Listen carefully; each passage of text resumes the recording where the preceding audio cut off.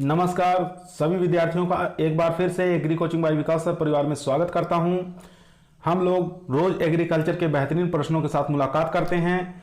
जैसा कि आप लोगों को पता है कि कृषि विज्ञान से संबंधित जितने भी एग्जाम होते हैं, चाहे एग्रीकल्चर के कॉम्पिटिटिव एग्जाम ही क्यों ना हो, जैसे ICR, BHU, AFO, AAO, IBPS, agriculture TGT, PGT, जो भी इस तरीके के एग्जाम होते हैं उनकी तैयारी से संबंधित प्रश्नों को हम रोजाना लेकर आते हैं।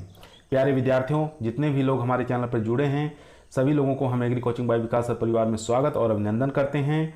आज जो हमारी एग्रोनॉमी की थर्ड सीरीज है यानी कि पार्ट 3 है, इसके अंदर हम 25 क्वेश्चनों को कराएंगे जो कि कहीं ना कहीं हर एग्जामों में ये क्वेश्चन आए हुए हैं। ठीक है, उन्हीं क्वेश्चनों को हम लेके आए हैं और उससे संबंधित बनने वाले जो प्रश्न हैं उनको भी हम आज डिस्कस करेंगे। ठीक है, तो चलिए शुरू करते हैं अपने फर्स्ट क्वेश्चन से।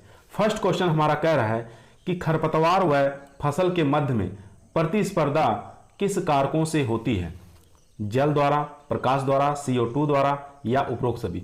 आप लोग देखते हैं कोई अगर हम फसल लगाए हैं, फसल के बीच में खरपतवार हो जाते हैं तो उन दोनों के बीच में प्रतिस्पर्धा बन जाती है, यानी कि फसलों की अपेक्षा जल अधिक लेते हैं खरपतवार, प्रकाश को भी अधिक लेते हैं और CO2 को भी खरपतवार फसल की अपेक्षा अधिक लेते हैं। ठीक है, तो इसका करेक्ट आंसर हो जाएगा यानी कि फोर्थ ऑप्शन। ठीक है, फोर्थ ऑप्शन एकदम करेक्ट आंसर हो जाएगा। एक चीज यहाँ पे आपको याद रखना है कि जैसे ही फसल हम लगाए हैं तो फसल लगाने के 20 से लेके 25 या 30 दिन के अंदर हम फसलों के जो बीच में खरपतवार हैं उनको नष्ट कर देना चाहिए, अन्यथा ये अधिक मात्रा में पोषक तत्व जल, CO2, प्रकाश फसल की अपेक्षा अधिक ग्रहण करते हैं। ठीक है, और जितने भी खरपतवार होते हैं वो मुख्य रूप से क्या होते हैं, वो C4 प्लांट्स होते हैं। ठीक है, C4 प्लांट्स होते हैं, ये आप याद रखेंगे। चलिए चलते हैं क्वेश्चन नंबर 2 पर। क्वेश्चन नंबर 2 देखेंगे दोस्तों, काफी अच्छा काफी बेहतरीन क्वेश्चन है जो कि हर बार एग्जाम में पूछा गया है। ठीक है, यहाँ पे क्वेश्चन कह रहा है धान की सीधी बुआई के लिए निम्नलिखित में से कौन सी किस्म उपयुक्त होती है? सीधी यानी कि डायरेक्ट हम खेत में बो सकते हैं या लगा सकते हैं, ऐसी कौन सी किस्म है उसको आपको बताना है। बाकी सब जितनी भी धान की हम लगाते हैं वो क्या होते हैं, ट्रांसप्लांटिंग करते हैं, पहले नर्सरी तैयार करते हैं फिर उसकी ट्रांसप्लांटिंग करते हैं। लेकिन सीधी बुआई करने के लिए सबसे अच्छी किस्म यहाँ पे पूछा है, तो क्या जया है, डोलमा है, बाला है या IC8 है? इन चारों में से बताइए कौन सा करेक्ट आंसर हो जाएगा। तो इसका करेक्ट आंसर हो जाएगा बाला। बाला जो ऐसी किस्म है जो कि धान को सीधे हम खेत के अंदर बुआई कर सकते हैं, तो इसमें सेकंड ऑप्शन एकदम करेक्ट आंसर हो जाएगा। ठीक है, बाला। और सीधी बुआई के लिए पूछता है कि कौन सी खाद उपयुक्त रहती है, तो भूरी खाद जो होती है, भूरी खाद आती है। ठीक है, भूरी खाद सीधी बुआई के लिए सबसे अच्छी मानी जाती है, ये आप याद रखेंगे। चलिए चलते हैं दोस्तों क्वेश्चन नंबर 3 पर। अब क्वेश्चन नंबर 3 देखेंगे। क्वेश्चन नंबर 3 कह रहा है मेरे दोस्त, निम्नलिखित में से कौन सा अचयनात्मक खरपतवार नाशी होते हैं? यहाँ पे शब्द है अचयनात्मक। ये होता क्या है पहले इसके बारे में बता देते हैं। ठीक है, यानी कि ऐसा पैरासाइट यानी कि ऐसी दवा जो कि फसल के साथ साथ खरपतवार को भी नष्ट कर दे। ठीक है, खरपतवार को भी नष्ट कर दे, खरपतवार और फसल दोनों को नष्ट कर दे, उसको कहते हैं अचयनात्मक खरपतवार नाशी। ठीक है, ये आपको याद रखना है। यानी कि इसमें देखते हैं ऑप्शन क्या है, डाइक्वाट है, 2,4-D है, एट्राजीन है या सभी है। तो इसका करेक्ट आंसर हो जाएगा यानी कि डाइक्वाट। डाइक्वाट ऐसा खरपतवार नाशी है जो कि फसल और खरपतवार दोनों को नष्ट कर सकता है। इसके साथ एक और याद रखेंगे, उसका नाम है पैराक्वाट। ठीक है, पैराक्वाट और डाइक्वाट ये दोनों ऐसे खरपतवार नाशी है यानी कि अचयनात्मक खरपतवार नाशी है। ये फसल और खरपतवार दोनों को साथ में ही नष्ट कर देते हैं। बाकी जितने भी खरपतवार नाशी होते हैं वो चयनात्मक होते हैं, यानी कि खरपतवार को ही चयन करके नष्ट करते हैं, हमारी फसल को कोई नुकसान नहीं पहुंचाते हैं। चलिए चलते हैं क्वेश्चन नंबर 3 पर। ये सब इतने इंपॉर्टेंट क्वेश्चन है जो कि बार बार एग्रोनॉमी के अगर क्वेश्चन किसी भी सिलेबस में दिया हुआ है तो यही क्वेश्चन बार बार रिपीट होते हैं, इसी को घुमा घुमा कर दिया जाता है। ठीक है, इसलिए आप लोग बढ़िया से इसको तैयार करिए। चलिए चलते हैं क्वेश्चन नंबर 4 पर। क्वेश्चन नंबर 4 देखेंगे। क्वेश्चन नंबर 4 कह रहा है निम्नलिखित में से कौन सा खरपतवार ऐसा है जो कॉफी के स्वाद को बढ़ाता है? ठीक है, कॉफी जो हम लोग पीते हैं उसके स्वाद को बढ़ा देता है, ऐसा कौन सा खरपतवार है ये आपको बताना है। दोस्तों अगर आप लोग हमारे चैनल पर नए आए हैं, अभी तक हमारे चैनल को सब्सक्राइब नहीं किए हैं तो सब्सक्राइब करिए और इस वीडियो को लाइक जरूर करिए। ठीक है, अगर आप लाइक कर रहे हैं तो हमको उत्साह होता है और वीडियो और भी अच्छे से बनाने की कोशिश करते हैं और भी अच्छे क्वेश्चनों को हम लाने की कोशिश करते हैं। ठीक है, तो इसमें थोड़ा आप लोग हेल्प की ज़रूरत होती है। चलिए क्वेश्चन नंबर चलते हैं 4 पर। 4 नंबर क्वेश्चन कह रहा है कि ऐसा कौन सा खरपतवार है जो कॉफ़ी के स्वाद में बढ़ाता है? दूब घास, कासनी है, या लेंटाना कैमरा है, या बथुआ है? इन चारों में से बताइए कॉफ़ी के स्वाद को कौन सा बढ़ाता है। तो इसका करेक्ट आंसर हो जाएगा कासनी।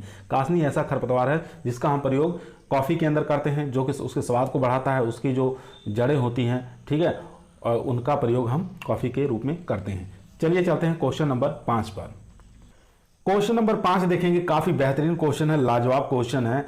बहुत ही कम ही बच्चे इसका आंसर दे पाएंगे। जो लोग एग्रीकल्चर से पढ़े हैं वो लोगों के लिए बहुत ही जरूरी क्वेश्चन है। यहाँ पे देखेंगे निम्नलिखित में से कौन सा जल, ठीक है, मृदा में वाष्प के रूप में पाया जाता है। ठीक है, यहाँ पे पूछा कौन सा जल जो मृदा में वाष्प के रूप में पाया जाता है। बाकी जल जितने होते हैं वो तरल के रूप में होते हैं, इतना आपको याद रखना है। तो जो वाष्प के रूप में जल पाया जाता है वो आपको बताना है। तो देखते हैं उसमें ऑप्शन क्या करा है, केसीय जल, गुरुत्वाकर्षण जल, या आर्द्रताग्राही जल, या क्षेत्र क्षमता जल। ठीक है, तो इन चारों में से बताइए कौन सा करेक्ट आंसर हो जाएगा। तो आपको करेक्ट आंसर पहले बता दे रहे हैं। आर्द्रताग्राही जो जल होता है, यानी कि सेकंड ऑप्शन जो दिया हुआ है, ठीक, आर्द्रताग्राही, ये जो जल होता है ये हमारा पाया जाता है वाष्प के रूप में। ठीक है, वाष्प के रूप में पाया जाता है, और ये पौधों के लिए जरूरी नहीं होता है। ठीक है, पौधों के लिए उपयोगी नहीं होता है, उपयोगी नहीं होता है, ये आप याद रखेंगे। और ये किसके लिए उपयोगी होता है? तो सूक्ष्म जो जीव होते हैं, ठीक है मेरे दोस्त, सूक्ष्म जीवों के लिए अच्छा माना जाता है, उपयोगी माना जाता है। ठीक है, उपयोगी माना जाता है सूक्ष्म जीवों के लिए, लेकिन पौधों के लिए उपयोगी नहीं पाया जाता है। और ये वाष्प के रूप में पाया जाता है आर्द्रताग्राही जल। अब यहाँ बात कर लेते हैं केसीय जल, गुरुत्वाकर्षण जल, और एक होता है क्षेत्र क्षमता जल। ये तीनों ही जो जल होते हैं ये पाए जाते हैं तरल रूप में। ये भी तरल रूप में पाया जाता है और ये भी तरल रूप में पाया जाता है। ठीक है, तरल रूप में पाया जाता है। तो ये आप याद रखेंगे। और कभी कभी एग्जाम में पूछा जाता है कि सबसे ज़्यादा पौधों को कौन सा जल उपलब्ध होता है। तो सबसे ज़्यादा जो जल उपलब्ध होता है पौधों को वो पाया जाता है कौन सा? केसीय जल। पौधों को उपलब्ध होने वाला जल कौन सा हो जाएगा? केसीय जल। ये आप याद रखेंगे। ठीक है, 2 क्वेश्चन बनते हैं, वाष्प जल कौन सा होता है, तरल जल कौन सा होता है। पौधों के लिए उपयोगी जो नहीं है आर्द्रताग्राही, और जो उपयोग किया जाता है पौधों द्वारा वो केसीय जल होता है। ठीक है, चलिए चलते हैं क्वेश्चन नंबर 6 पर। क्वेश्चन नंबर 6 काफी इंपॉर्टेंट क्वेश्चन कर रहा है, निम्नलिखित में से कौन सा कथन पडलिंग के लिए सही नहीं है। ठीक है, यहाँ पे पूछा है पडलिंग के लिए सही नहीं है। तो पडलिंग किस में करते हैं ये आप लोग जानते हैं। धान के खेत में क्या होता है, धान का ये खेत होता है, खेत में क्या करते हैं कि पानी भर देते हैं। पानी भरने के बाद हम ट्रैक्टर बार बार चलाते हैं, और ट्रैक्टर के माध्यम से जो गारा बन जाता है, जो लेवा बन जाता है, उसको हम क्या कहते हैं? पडलिंग कहते हैं। ठीक है, ये तो एक चीज़ समझ में आ गई पडलिंग किसे कहते हैं। अब देखिए कि इसमें पूछा है पडलिंग के लिए सही नहीं है, कौन सी क्रिया पडलिंग के लिए सही नहीं है। तो पहला ऑप्शन है खरपतवार को अस्थायी रूप से नियंत्रित कर देता है, दूसरा है बीडी को बढ़ाता है, तीसरा है धान के लिए उपयुक्त खेत तैयार करना, चौथा ऑप्शन है परकोलेशन से पानी के नुकसान को कम करना। यहाँ पे सही नहीं पूछा है तो हमारा करेक्ट आंसर हो जाएगा यानी कि फर्स्ट ऑप्शन, क्योंकि खरपतवार को स्थायी रूप से ये नियंत्रित नहीं करता। अस्थायी रूप से नियंत्रित कर सकता है लेकिन स्थायी रूप से नियंत्रित नहीं करता है, ये आपको याद होना चाहिए। ठीक है, और बाकी इसमें बीडी को क्या करता है? बीडी यानी कि बल्क डेंसिटी को बढ़ा देता है, और धान के लिए उपयुक्त खेत में करते हैं, ये भी सही है। ठीक है, परकोलेशन से पानी के नुकसान को कम करता है, ये भी सही है। बाकी यहाँ पे ये जो है इनकरेक्ट बात है कि खरपतवार को स्थायी रूप से नियंत्रित करता है। धान के जो खेत होता है उसमें सबसे ज़्यादा गैस जो पाई जाती है कौन सी पाई जाती है? CH4, मैथेन और EN2O। ठीक है, ये गैसें धान के खेत में देखने को मिलती हैं। चलिए चलते हैं क्वेश्चन नंबर 7 पर। क्वेश्चन नंबर 7 पे चलेंगे। क्वेश्चन नंबर 7 कह रहा है MOP में पोटास की मात्रा होती है। ठीक है, पोटास की मात्रा आपको बताना है। पोटास मतलब K2O। ठीक है, K2O के बारे में बताना है। यहाँ पर K2O लिखा रहेगा, ये आप ध्यान देंगे। ठीक है, इसकी मात्रा बताना है आपको। तो देख लेते हैं 60%, 48%, 16% या 20%। इन चारों में से बताइए कौन सा करेक्ट आंसर हो जाएगा। तो इसका करेक्ट आंसर हो जाएगा यानी कि 60%। ए ऑप्शन इसमें करेक्ट आंसर हो जाएगा। ठीक है, ये आप याद रखेंगे। अगर K दिया है, K दिया रहता है तो मतलब पोटेशियम होता है। ठीक है, क्या रहता है? पोटेशियम रहता है। अगर K2O दिया है तो मतलब पोटास होता है। ठीक है, पोटास होता है, ये आप याद रखना है। K की मात्रा अगर निकालना है तो मतलब किस सूत्र से निकालते हैं? जैसे मान लीजिए K है, K निकालना है, K2O के बारे में निकालना है तो 1.20 से मल्टीप्लाई कर देंगे यानी कि गुणा कर देंगे। अगर यही K2O के बारे में निकालना है तो हम क्या करेंगे? K निकालना है तो 0.83 के गुणा कर देंगे, ठीक है। जैसे यहाँ पे दिया हुआ है कि यहाँ पे 60 के बारे में निकालना है, तो 60 इंटू 0.83, ठीक है। तो इसमें पोटास की मात्रा कितनी हो जाएगी, तो गुणा करने में कितना आ जाएगा, तो इसका आ जाएगा 50, यानी कि 49 के लगभग आ जाएगा, तो 50 इसका आंसर माना जाएगा, ठीक है। तो हमारे क्वेश्चन का करेक्ट आंसर हो जाएगा इसमें MOP में K2O5, यानी कि पोटास की मात्रा बताना है कितनी पाई जाती है, तो 60% हो जाएगा। चलिए चलते हैं क्वेश्चन नंबर 8 पर। क्वेश्चन नंबर 8 काफी इंपॉर्टेंट और लाजवाब क्वेश्चन, ठीक है। किस खाद में अधिक नाइट्रोजन पाई जाती है, काफी इंपॉर्टेंट क्वेश्चन है। तो यहाँ पे पूछा है खाद के बारे में। खाद दो प्रकार की होती है, कौन कौन सी होती है, एक सांद्रित खाद होती है, ठीक है। एक कौन सी होती है, सांद्रित खाद होती है। दूसरी कौन सी होती है, दूसरी हो जाएगी स्थूल खाद, ठीक है। कौन सी हो जाएगी, दूसरी स्थूल खाद। ये दो प्रकार की खाद होती है। तो इसमें देखते हैं नाइट्रोजन की मात्रा सबसे ज्यादा किसमें पाई जाती है। वर्मी कंपोस्ट की बात कर लेते हैं। वर्मी कंपोस्ट में पाई जाती है 3%, ठीक है। कुसुम की बात करें, कुसुम के अंदर पाई जाती है 4.9%, ठीक है। 4.9 यानी कि कुसुम की खली डायरेक्ट पूछ रहा है। अगर यही पूछता कि छिली हुई कुसुम की खाद में, तो 7.9% हो जाएगा, ठीक है। ये हो जाएगा छिली हुई कुसुम की, छिली हुई कुसुम की खाद में 7.9 हो जाएगा। अगर डायरेक्ट पूछ रहा कुसुम की खली में, तो 4.9% हो जाएगा। ये आपको याद होना चाहिए। उसके बाद मूंगफली की खली में, ये भी आपको याद होना चाहिए, कितनी होती है, 7.2% मूंगफली की खली में खाद होती है। और यहीं रक्त की खाद में पूछ ले, तो 10 से लेके 12% तक इसमें पाई जाती है नाइट्रोजन। ये आपको याद होना चाहिए, ठीक है। कितना हो जाएगा, 10 से लेके 12%। अब देखिए यहाँ पर कि सबसे ज़्यादा पूछा है इसमें किस खाद में अधिक नाइट्रोजन पाई जाती है, तो इसका करेक्ट आंसर हो जाएगा यानी कि रक्त की खाद में, ठीक है। फोर्थ ऑप्शन इसमें करेक्ट आंसर हो जाएगा। 10 से 12% किस में पाया जा रहा है, रक्त की खाद में। अगर यही पूछता स्थूल खाद में सबसे ज़्यादा नाइट्रोजन की मात्रा किस खाद में पाई जाती है, तब यहाँ पर आप लगाते वर्मी कंपोस्ट, ठीक है, वर्मी कंपोस्ट। क्योंकि कुसुम की खली, मूंगफली की खली और रक्त की खली, ये तीनों कैसी है, सांद्रित खाद है। बाकी वर्मी कंपोस्ट जो खाद है ये स्थूल खाद होती है, इसके अंदर नाइट्रोजन की मात्रा अधिक पाई जाती है। चलिए चलते हैं क्वेश्चन नंबर 9 पर। क्वेश्चन यहाँ पे देखेंगे, क्वेश्चन नंबर 9 कर रहे हैं, निम्नलिखित में से कौन सा उर्वरक कार्बनिक नहीं है। यहाँ पे नहीं पूछा है, ये आप याद रखेंगे। यूरिया है, कैल्शियम साइनाइड है, DAP है, या फर्स्ट और सेकंड दोनों ऑप्शन सही है। इन चारों में से बताइए क्या करेक्ट आंसर हो जाएगा। तो यहाँ पे ध्यान देंगे कि कौन सा उर्वरक कार्बनिक नहीं है। तो हम लोग क्या करते हैं, अधिकतर गलती की कार्बनिक देख के तुरंत यूरिया का लगा देते हैं कि यूरिया एक कार्बनिक उर्वरक नहीं है, ठीक है। ये आप याद रखेंगे। तो ऐसी गलती नहीं करना है एग्जाम के अंदर। यहाँ पे गलती करिए चलेगा, लेकिन एग्जाम के अंदर 1% आपको गलती नहीं करना है, क्योंकि जो भी हम क्वेश्चन करा रहे हैं इन्हीं क्वेश्चनों में से आपके हर एग्जाम में कहीं ना कहीं आपको देखने के मिलेंगे, ठीक है। इसके अलावा कोई बाहर से एक भी क्वेश्चन नहीं आने वाला है। तो यहां पे देखेंगे तो पूछा है कि उर्वरक कार्बनिक नहीं है, तो यूरिया के बारे में जानते हैं कि क्या है, ये कार्बनिक है। और क्या है, यहां पर कैल्शियम साइनाइड, ये भी क्या है, कार्बनिक है। ये दोनों कैसे हैं, ये कार्बनिक है। इस बात को आप याद रखेंगे, ठीक है। यहां पर पूछा कार्बनिक नहीं है, तो DAP क्या है, DAP क्या है, ये आप लोग बताइए। DAP कार्बनिक नहीं है, तो ये इसका करेक्ट आंसर हो जाएगा, यानी कि थर्ड ऑप्शन, ठीक है। थर्ड ऑप्शन एकदम करेक्ट आंसर हो जाएगा इसमें। ये कार्बनिक हो गया। इन दोनों उर्वरकों के अलावा, ठीक है, आप याद रखेंगे, इन दोनों उर्वरकों के अलावा जितने भी उर्वरक होते हैं वो किस प्रकार के होते हैं, वो हो जाएंगे अकार्बनिक, ठीक है। कैसे होते हैं, अकार्बनिक। इन दोनों को छोड़ाकर, यूरिया और कैल्शियम साइनाइड को छोड़ाकर बाकी सब जितने भी उर्वरक होते हैं वो कैसे होते हैं, आपके हो जाएंगे यानी कि अकार्बनिक होंगे, ठीक है। ये दोनों कैसे हैं, कार्बनिक हैं, ये आप याद रखें। तो हमारे क्वेश्चन का करेक्ट आंसर हो जाएगा DAP। DAP हमारा एक क्या है, कार्बनिक उर्वरक नहीं है। चलिए चलते हैं क्वेश्चन नंबर 10 पर।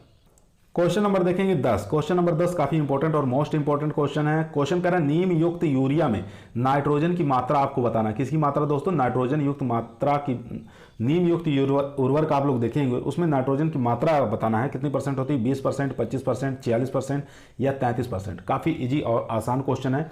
तो इसका करेक्ट आंसर हो जाएगा यानी कि 46% होता है, ठीक है। आप लोग जानते होंगे कि यूरिया के अंदर नाइट्रोजन की मात्रा कितनी होती है, 46% होती है। तो इसमें भी नीम युक्त यूरिया जो होता है इसमें भी कितना होता है, 46% इसका मात्रा होता है नाइट्रोजन की। अब यहाँ पे एक और क्वेश्चन बनता है कि 33, इसमें 25% जो दिया हुआ है ये किसका हो जाएगा, कैन का हो जाएगा। कैन के अंदर नाइट्रोजन की मात्रा कितनी होती है, 25% होती है, ठीक है। और यहाँ पे 33% भी दिया है, इसको भी हम डिस्कस कर लेते हैं। यानी कि कैल्शियम नाइट्रेट के अंदर जो नाइट्रोजन की मात्रा होती है वो हो जाएगी आपकी कितनी, 33% हो जाएगी।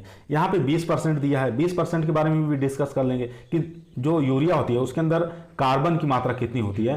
तो कार्बन की मात्रा आप याद रखेंगे कि यूरिया के अंदर जो कार्बनिक मात्रा होती है वो 20% होती है। इस प्रकार से अगर आप क्वेश्चनों को पढ़ रहे हैं, लगा रहे हैं, तो आपको हर एग्जाम में कहीं भी गलती होने की संभावना 0% रहती है। ठीक है, अगर आप लोग एग्री कोचिंग बाय विकास सर परिवार के साथ जुड़े हैं तो कहीं आप गलती कर ही नहीं सकते। चलिए चलते हैं क्वेश्चन नंबर 11 पर।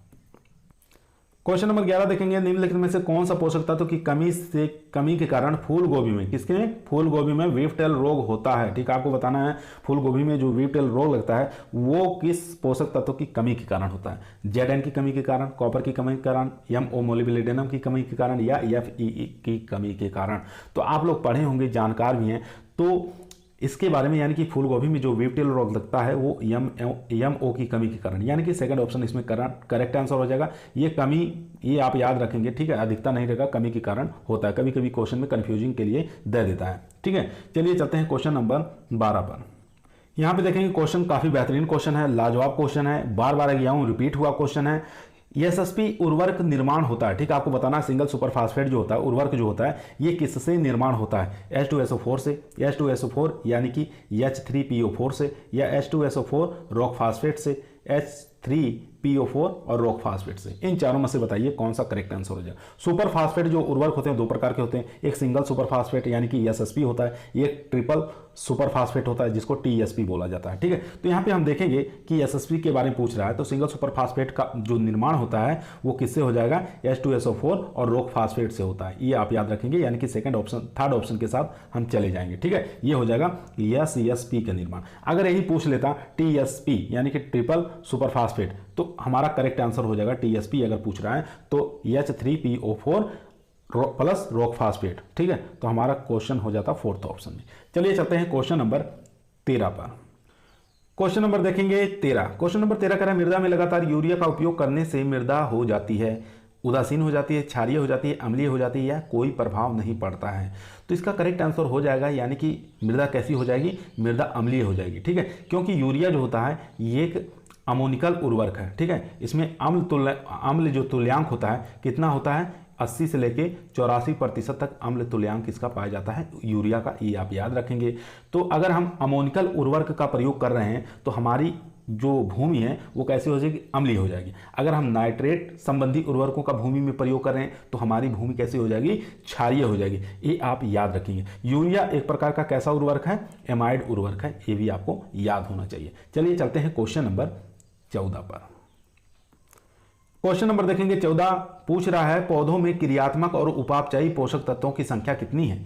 काफी इंपॉर्टेंट पूछ रहा है, क्रियात्मक और उपापचयी पोषक तत्वों की संख्या बताना है आपको। ठीक है, ये किसके द्वारा खोजा गया था, क्रियात्मक और उपापचयी, ये निकोलस नामक वैज्ञानिक के द्वारा खोजा गया था। ठीक है, निकोलस नामक वैज्ञानिक के द्वारा खोजा गया था। कब, 1961 में खोजा गया था। यानी कि क्रियात्मक और उपापचयी पोषक तत्वों की संख्या टोटल कितनी हो गई, 21 हो गई। यानी कि हमारा ऑप्शन, सेकंड ऑप्शन इसमें करेक्ट आंसर हो जाएगा।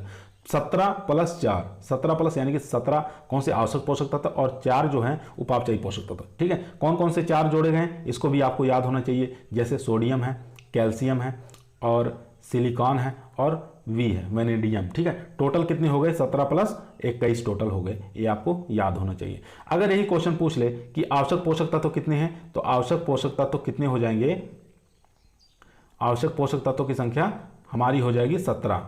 ठीक है, आवश्यक पोषक तत्वों की संख्या 17 और क्रियात्मक और उपापचयी पोषक तत्वों की संख्या 21 हो गई। कितने जोड़े गए, तो ये आपका तब ऑप्शन हो जाता 4। ठीक है, 17वां पोषक तत्व कौन सा आया, तो इसमें हो जाएगा निकिल जो होता है, ये 17वां पोषक तत्व आया। ठीक है, चलिए चलते हैं क्वेश्चन नंबर 15 पर। क्वेश्चन कर रहा है नाइट्रेट का N2O गैस में वायु की अनुपस्थिति में बदलना क्या कहलाता है। ठीक है, आपके काफी इंपॉर्टेंट क्वेश्चन है, यानी कि नाइट्रोजन का, ठीक है, नाइट्रोजन का किस में बदलना, N2O में बदलना क्या कहलाता है, ये आपको बताना है। तो देख लेते हैं, नाइट्रिफिकेशन कहलाता है या वोलेटिलाइजेशन कहलाता है, डीनाइट्रिफिकेशन कहलाता है या लीचिंग कहलाता है। तो काफ़ी इजी और आसान क्वेश्चन है, तो आप लोग बताइए इसका करेक्ट आंसर क्या हो जाएगा। तो इसका करेक्ट आंसर हो जाएगा, यानी कि डीनाइट्रिफिकेशन कहलाता है। ठीक है, सेकेंड ऑप्शन इसमें करेक्ट आंसर हो जाएगा। इसको बदलने का कार्य कौन कौन से बैक्टीरिया करते हैं, तो ये आपको याद होना चाहिए, बेसिलस और सीडोमोनास जो बैक्टीरिया होते हैं ये इसको NO3 को N2O में बदलते हैं। धान के अंदर सबसे ज़्यादा नुकसान गैस जो होती है, लॉस गैस होती है, वो N2O होती है। और सबसे ज़्यादा जो गैस बनती है धान की खेती में वो होती है CH4 यानी कि मीथेन होती है। ये भी आपको याद होना चाहिए। चलिए चलते हैं क्वेश्चन नंबर 16 पर। क्वेश्चन देखेंगे 16, पूछ रहा है MOP म्यूरेट ऑफ पोटाश निम्नलिखित में से कौन सी फसल में नहीं दिया जाता। काफ़ी इंपॉर्टेंट क्वेश्चन है। तंबाकू में, आलू में, शकरकंद में या सभी में। तो इसका करेक्ट आंसर हो जाएगा, यानी कि आप लोग पता है कि MOP जिसको KCl के नाम से जाना जाता है, ठीक है, जितनी भी स्टार्च वाली फसल होती हैं, जितनी भी स्टार्च वाली फसल होती हैं उसके अंदर नहीं दिया जाता है, ठीक है। जैसे तंबाकू है, आलू है, शकरकंद है, इन सब फसलों में नहीं दिया जाता है MOP। तो इसका करेक्ट आंसर हो जाएगा उपयुक्त सभी, यानी कि फोर्थ ऑप्शन इसमें करेक्ट आंसर हो जाएगा। कभी कभी पूछ लेता है कि तंबाकू, आलू और शकरकंद इनमें कौन सी उर्वरक देना चाहिए। तो उर्वरक जो देना है वो KNO3 देना है, ठीक है, पोटाश, ठीक है, देना ये देना है उर्वरक, ये दिया जाता है पोटेशियम नाइट्रेट के रूप में दिया जाता है। चलिए चलते हैं क्वेश्चन नंबर 17 पर। क्वेश्चनों की संख्या अधिक है इसलिए थोड़ा हम जल्दी जल्दी कराने की कोशिश करेंगे। 25 क्वेश्चनों को लेके आए हैं, ठीक है। वीडियो थोड़ा लंबा हो जाता है जिसके कारण अपलोड करने में भी काफ़ी ज़्यादा समस्या होती है। चलते हैं क्वेश्चन नंबर 17 पर। क्वेश्चन नंबर 17 देखें कि मृदा में खादों का प्रयोग करने पर स्थूल घनत्व पर क्या प्रभाव पड़ता है। घटती है, बढ़ती है, कोई प्रभाव नहीं पड़ता है, या पहले घटती है फिर बढ़ती है। तो इसका करेक्ट आंसर हो जाएगा मेरे दोस्त, यानी कि घटती है। ए ऑप्शन इसमें करेक्ट आंसर हो जाएगा, ये आप याद रखेंगे। चलिए चलते हैं क्वेश्चन नंबर 18 पर। क्वेश्चन देखेंगे 18। क्वेश्चन नंबर 18 का निम्नलिखित में से कौन सी सिंचाई की विधि वायु की गति से प्रभावित होती है। ठीक है, वायु की गति से प्रभावित होती है, ये आपको बताना है। बूंद बूंद विधि, फुहारा विधि, क्यारी विधि या सभी। तो इसका करेक्ट आंसर हो जाएगा, यानी कि फुहारा विधि जो होती है ये सिंचाई विधि की वायु अगर अधिक तेज चल रही है, यानी कि 12 से 13 किलोमीटर प्रति घंटा के हिसाब से चल रही है, तो वहाँ पर क्या होता है, सिंचाई की विधि प्रभावित होगी। ये आप याद रखेंगे, सेकंड ऑप्शन हमारा करेक्ट आंसर हो जाएगा। चलिए चलते हैं क्वेश्चन नंबर 19 पर। क्वेश्चन नंबर 19 कह रहा है स्थूल घनत्व की इकाई होती है। स्थूल घनत्व को हम BD कहते हैं, ठीक है, ये आप याद रखेंगे।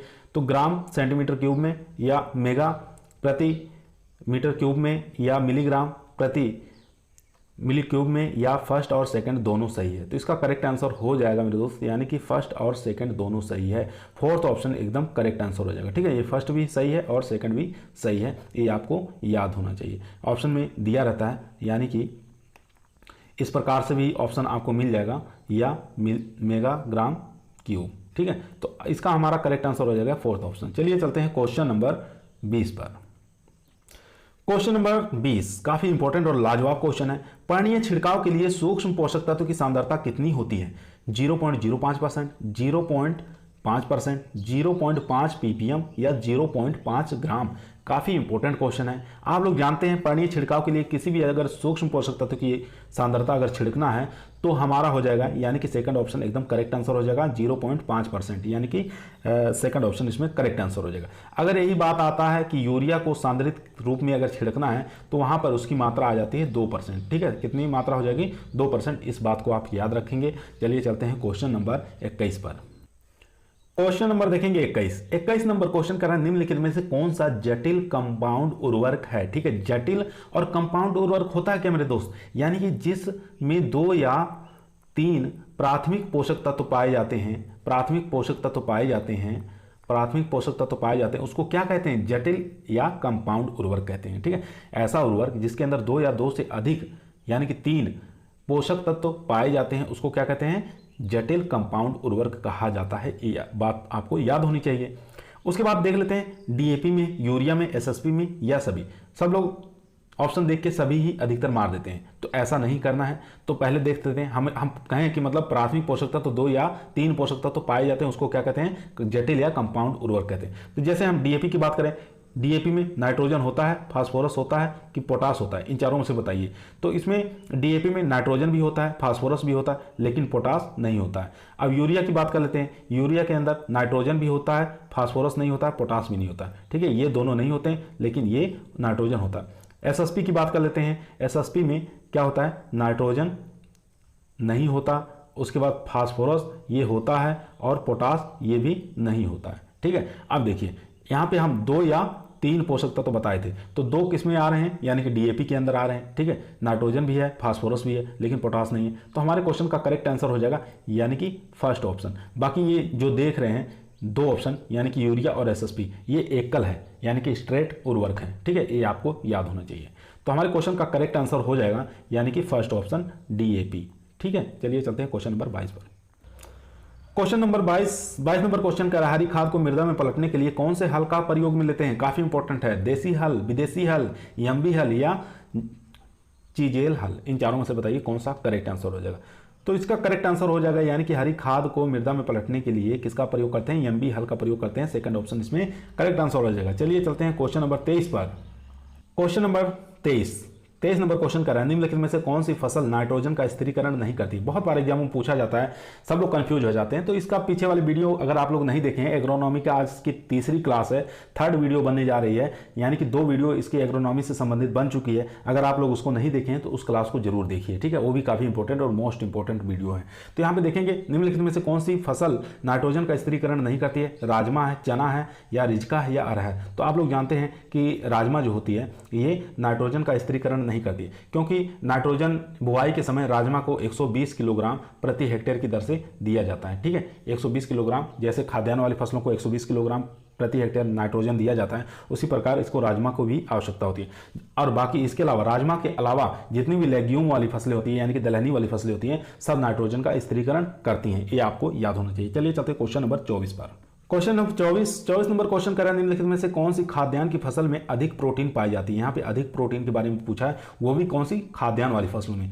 तो बाजरा है, धान है, गेहूं है, मक्का है, इन चारों में से बताइए किसके अंदर प्रोटीन की मात्रा अधिक पाई जाती है? तो आप लोग जानते हैं कि गेहूं के अंदर प्रोटीन की मात्रा सबसे हाईएस्ट पाई जाती है, यानी कि सेकंड ऑप्शन इसमें करेक्ट आंसर हो जाएगा। अगर गेहूं नहीं दिया है तो इसके बाद जो प्रोटीन की मात्रा में आता है तो बाजरा का नंबर आता है। ठीक है, ये आपको याद होना चाहिए। कभी कभी पूछ लेता सबसे कम प्रोटीन खाद्यान्न वाली फसलों में किसमें पाया जाता है? तो चावल में पाई जाती है। ठीक है, चावल में 6 से लेकर 7% तक प्रोटीन पाई जाती है, ये आपको याद होना चाहिए, सबसे कम यानी कि। चलिए चलते हैं क्वेश्चन नंबर 25 पे, जो कि आज का हमारे वीडियो का लास्ट क्वेश्चन होगा और अंतिम सवाल होगा। ठीक है, क्वेश्चन नंबर 25 जो कि आज का लास्ट सवाल रहेगा।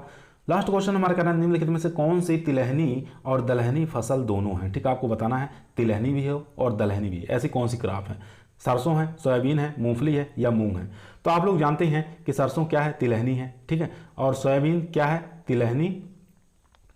तिलहनी और दलहनी दोनों है। ठीक है, दलहनी दोनों है। तो हमारे क्वेश्चन का करेक्ट आंसर हो जाएगा यानी कि सेकंड ऑप्शन सोयाबीन। ठीक है, और बाकी मूंगफली क्या है? तिलहनी है, ये भी तिलहनी, और मूंग क्या है? ये दलहनी फसल है। तो आपको याद होना चाहिए। तो कभी कभी पूछता है कि सोयाबीन में तेल की मात्रा कितनी पाई जाती है और प्रोटीन की मात्रा कितनी पाई जाती है? तो प्रोटीन की मात्रा पाई जाती है ये 40%। ठीक है, ये 40% प्रोटीन हो गया, 20% आपका तेल की मात्रा पाई जाती है। ठीक है, कभी कभी अनुपात में पूछ लेता है तो इसका हो जाएगा 2 अनुपात, इसका 1 अनुपात, यानी कि 2:1 इसमें पाया जाता है प्रोटीन और तेल की मात्रा। ये भी आपको याद होना चाहिए। चलिए चलते हैं, आज का वीडियो हमारा यहीं समाप्त हुआ दोस्तों। अगर आप लोगों को अच्छा लगा हो तो दोस्तों के पास जरूर शेयर करिए, और अपने भी जितने भी आपके साथ के बच्चे हैं एग्रीकल्चर के कोचिंग कर रहे हैं या यूट्यूब पे कोई मैटर ढूंढ रहे हैं एग्रोनॉमी से संबंधित या एग्रीकल्चर से संबंधित, सब बच्चों के पास, बालक बालिकाओं को, सभी के पास ये वीडियो शेयर करिए, क्योंकि यहाँ पर हर टॉपिक की, हर सब्जेक्ट की अलग अलग क्लास चलती रहती है। ठीक है, जितने भी एग्जाम की तैयारी कर रहे हैं, हर एग्जामों में आपको ये कहीं ना कहीं जरूर काम देंगे। आज का वीडियो यहीं समाप्त होता है। सभी लोगों को